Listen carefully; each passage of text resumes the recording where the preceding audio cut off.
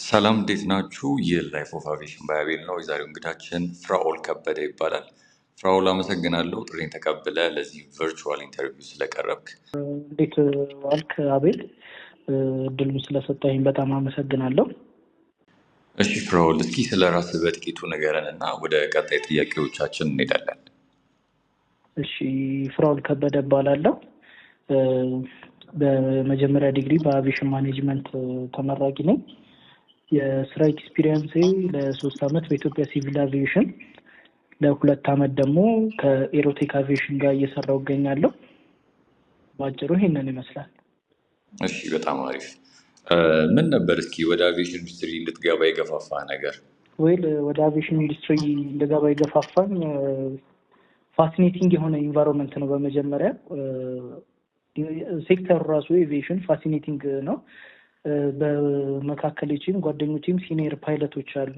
እነሱ ናቸው ወደ ሴክተሩ እንድገባ ፑሽ እያደረጉኝ የነበረው። በቤተሰቤም እንዲሁም አብሮ በዙሪያ ላይ ያሉት ብዙዎቹ ሴክተሩ ላይ የነበሩ ሰዎች ስለሆኑ የአይካን ኢማጂን ምን ያህል ኢንተረስትድ ልትሆን እንደምትችል፣ ስፔሻሊ በዙሪያ ያሉ ሰዎች ደግሞ አቪዬሽን ኢንዱስትሪ ላይ የሚሰሩ ከሆነ አይ ቲንክ በጣም እንትን ነው አይደል?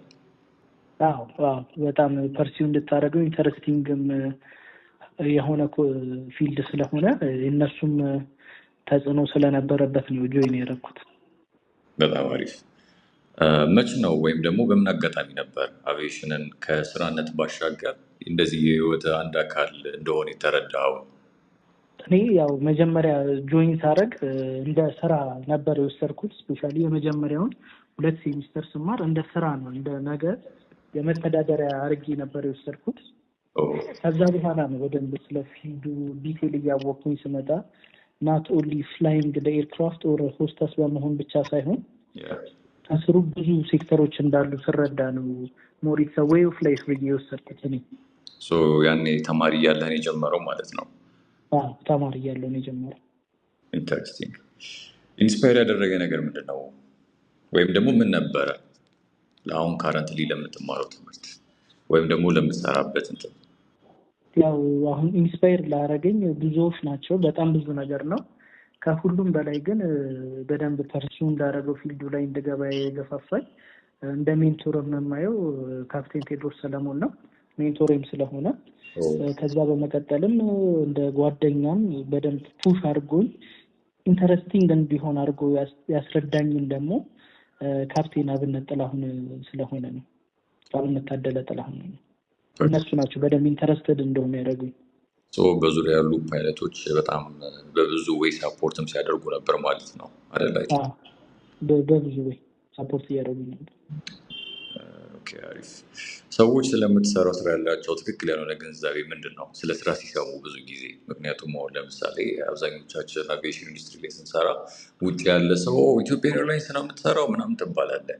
ከዛ ውጭ ያሉትን የአቪዬሽን መስክ ላይ የተሰማሩ ሙያዎችን፣ ስራዎችን ብዙ ሰው አዌርነሱ የለውም እና እስኪ አንተም የስራ መስክህን ለሰዎች ስትነግራቸው ትክክል ባልሆነ ወይ የሚገነዘቡባቸውን እንትኖች እስኪ ያጋጠሙ ነገር አለ? ብዙ ጊዜ ሰው አቪዬሽን ላይ ነኝ ብለህ ስታስብ በእኛ ሀገር ኮንቴክስት የኢትዮጵያን ኤርላይንስን ብቻ ነው። ያው የኢትዮጵያን ኤርላይንስ ግዙፍ ካምፓኒ ነው፣ ለዛም ነው አሲዩም የሚያደርጉት። ይህ በእኛ ሀገር ከመጣ በፕራይቬት ደረጃ ኦልሞስት ወደ 6 እና 7 ኤር ኦፕሬተሮች አሉ። በዛም በላይ ደግሞ 2-3 የአቪዬሽን ኮንሰልታንሲ እና ሰቨራል ደግሞ የሆኑ የፍላይት ሰፖርቲንግ ካምፓኒዎች አሉ። እነሱን ሰው ስለማይገነዘበው ነው ያው ዶሚናንት አድርጎ የመጣው የኢትዮጵያን ኤርላይንስ ስለሆነ ነው የፕራይቬቶቹን እየተዋጠ ያለው። አንተም አጋጥመዋል ማለት ነው? በደንብ በደንብ አጋጥሞኛል። that's nice። ሌላ አለ ሜቢ ከዚህ የተለየ ያጋጠመ እንትን ወይስ ይሄ ብቻ? ብዙ አለ። የግል አየር መንገዶች እንዳሉ ራሱ የማያውቅ ብዙ ሰው አለ። ፕራይቬትሊ ኦንድ ኦፕሬተሮቻችንን ብዙ ሰው አላወቃቸውም። አብዛኛው ሰው የኛ ማህበረሰብ የሚረዳው ሲመስለኝ የኤቪዬሽን ሴክተሩን ማብረር፣ ሆስተስ እና ግራውንድ ቴክኒሻን ብሎ ብቻ ነው የሚያስበው። ሌላውን ኦፕሬሽኑን ሰው በጥልቀት አይገነዘቡም ብዬ አስባለሁ። ዴፊኒትሊ አይ ቲንክ ብዙ የአቪዬሽን መስክ ላይ የተማሩ ሰዎች ኤክስፒሪየንስ ያደረጉት እንትን ይመስለኛል። ብዙ አብዛኞቻችን ፌስ ያደረግነው ቻሌንጅ ነው። ኦኬ፣ ወደኋላ መለስ ብለህ አመጣጥህን ስታየው በጣም የጠቀመ ወይም ያገዘ ስልጠና ከነበር እስኪ የትኛው እንደነበር እና በምን እንደጠቀመ በተወሰነ መልኩ አጠር አድርገህ ንገረን። ወደኋላ መለስ ብዬ ሳየው ለእኔ ኢንተረስቲንግ ከነበሩት ኮርሶች ውስጥ የኢንጂነሪንግ ኮርሶቻችን በደንብ ፋሲኔትድ ሆኜ እንድማር ያደረጉኝ ነው። ሲቀጥል የሾፕ ቪዚት ከዲፌንስ ዩኒቨርሲቲ ጋር የሾፕ ቪዚቶችን ባደረግንበት የፕራክቲካል ተግበራ ላይ ሞር ኢንተረስትድ ሆኜ በደንብ ወደ ኢንጂነሪንግ ሳይድ እንዳደላ ያደረገኝ የወርክሾፕ ታይሞች ናቸው። አይሲ ሶ ኤሮስፔስ ኢንጂነሪንጉ ሞር ወይም ደግሞ ኤሮኖቲካል ኢንጂነሪንጉ ሞር እንትን ይልሃል ማለት ነው፣ ወደዛ ታዘነብላለህ ማለት ነው። ወደዛ ዘነብላለህ።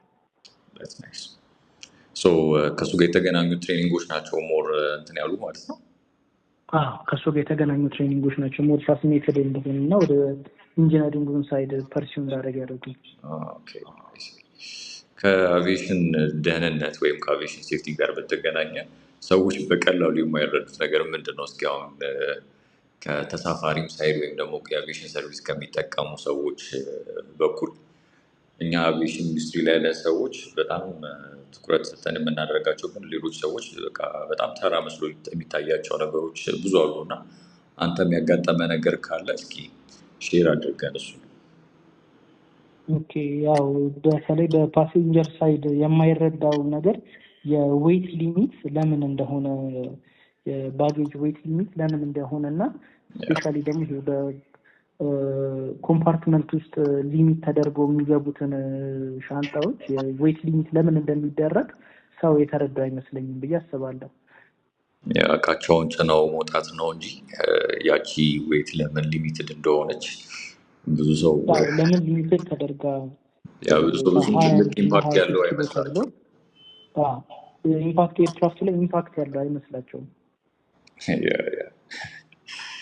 ጥሩ እንትን ነው ያጋራህን። ትክክል ነው። አይ ቲንክ ያው አቪዬሽን ኢንዱስትሪ ውስጥ የሚሰሩ ሰዎች ስፔሻሊ ደግሞ እንደዚህ ከከስተመር ሰርቪስ ጋር እንደዚህ አይነት ችግሮችን ኤቭሪዴይ ኤክስፒሪየንስ ያጋጥሟቸዋል ብዬ አስባለሁ።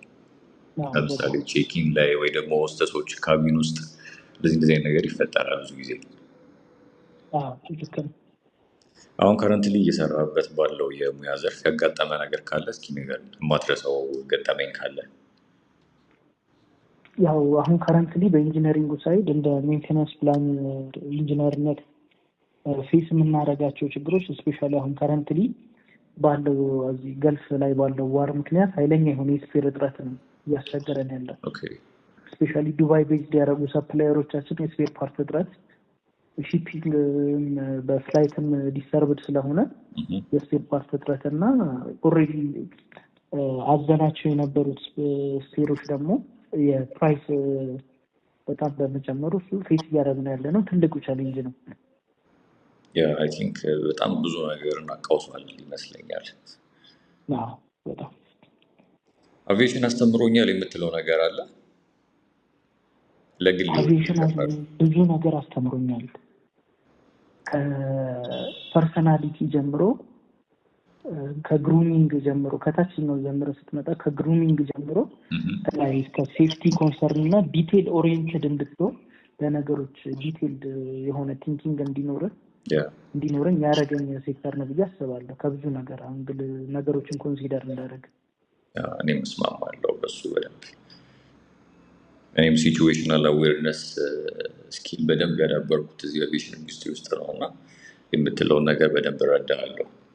አሁን ካረንትሊ እንደምታውቀው ኤአይ እና አዳዲስ ቴክኖሎጂዎች በሁሉም የኢንዱስትሪ ዘርፎች ላይ እየመጡ ይገኛል እና እነዚህ ለውጦች አቪዬሽን ኢንዱስትሪ ላይ ምን አይነት ለውጥ ይዘው ይመጣሉ ብለህ ታስባለህ? ምክንያቱም ወደ አቪዬሽን ኢንዱስትሪ በጣም እየገቡ ስለሆነ። በሁለት ሳይድ ልትመለከተው ትችላለህ። በጥሩ ጎንም ሜሪት እና ዲሜሪት ሳይድ ሊኖሩ ይችላል ብዬ አስባለሁ። ያው ጥሩ ጎኑ በጣም አሪፍ ቢሆንም የኤአይ እና የቴክኖሎጂካል አድቫንስመንት የራሱ ፕሮብለምም አለው ብዬ አስባለሁ። ሞር ደግሞ በእኛ ሴክተር ከመጣ ወደ ኢንጂነሪንግ ሴክተር ስትመጣ ብዙ ማኑዋሊ ፕላን የምናደርጋቸውን ነገሮች ኮምፒውተር ቤዝድ እና ኤአይ ጀነሬተድ እያደረግናቸው እየሄድን ነው። ዲጂታላይዝ እያደረግን ነው። የሜንቴናንስ ፕሮግራም እና የሜንቴናንስ ፕላኒንጋችን በኤክሴል የነበረውን አሁን በሶፍትዌር ኤአይ ቤዝድ ሶፍትዌሮች መጥተዋል። እና አሞስ የሚባሉ ወደ እነሱ ኮንቨርት እያደረግን ነው። ዌል ዲጂታላይዝድ እየተደረገ ነው። ስለዚህ ኦልሬዲ እኛም ጋር ለውጥ እየመጣ ነው የምትላል? አይ ቲንክ ኦልሬዲ እኛ ሞር አዳፕት እየተደረገ ነው። ናይስ። ለሀገራችን ወይም ደግሞ ከሀገራችን አልፎ ለአፍሪካ ወይም ለአህጉራችን የአቪዬሽን ኢንዱስትሪው ያው እንደምታውቀው እንደ አውሮፓውያኖቹ ኤዥያ ውስጥ እንዳለው በጣም እንትን አላለም እና አሁን ካረንትሊ እያሳየ ባለው እድገት ምን አይነት እድል ይዞ ይመጣል ብለህ ታስባለህ? ስፔሻሊ የእኛ ሀገር ያው ዶሚኔት ያደርገው ሞር ኢትዮጵያን ኤርላይንስ ቢሆንም ኢትዮጵያን ኤርላይንስ ያው እየሰራ ያላቸው ትልልቅ ስራዎች አሉ እና እነዚህ ለሀገሪቷም በአህጉሩ አቀፍ ምን አይነት ኦፖርቹኒቲ ያለው ብለህ ታስባለህ? በጣም ብዙ ኦፖርቹኒቲ ያለው እንደ አጋጣሚ ሆኖ ላስት መንዝ ላይ ሀቭ ኦፖርቹኒቲ የመጀመሪያውን አፍሪካን ኤምአርኦ ኮንቬንሽን አቴንድ ለማድረግ በኢትዮጵያን ኤርላይንስ አዘጋጅነት የአፍሪካን ሲቪል አቪዬሽን አፍራ እና አፍካክ ጆይን አድርገውት የተዘጋጀ ነበረ። በአፍሪካ ላይ የተባሉ ፓዮኒር የተባሉ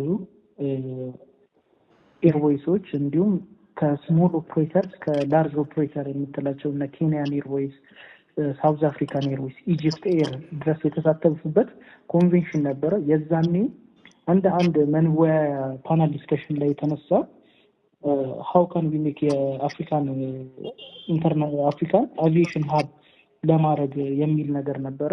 አንደኛው ጥያቄ አሁን የጠየቀው ጥያቄ ነው። በዛ ላይ የተነሱት ብዙ ውይይቶች ተደርገው ነበረ። የመጀመሪያ ለእኛ በጎ ነገርን ይዞ ይመጣል።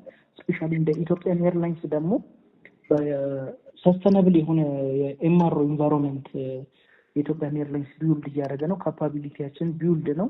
ከናሮ ቦዲ አንስቶ እስከ ዋይድ ቦዲ ከ400 እስከ A350 777 ድረስ ካፓቢሊቲ ያለው ኤምአርኦ ሰርቪስ አለን።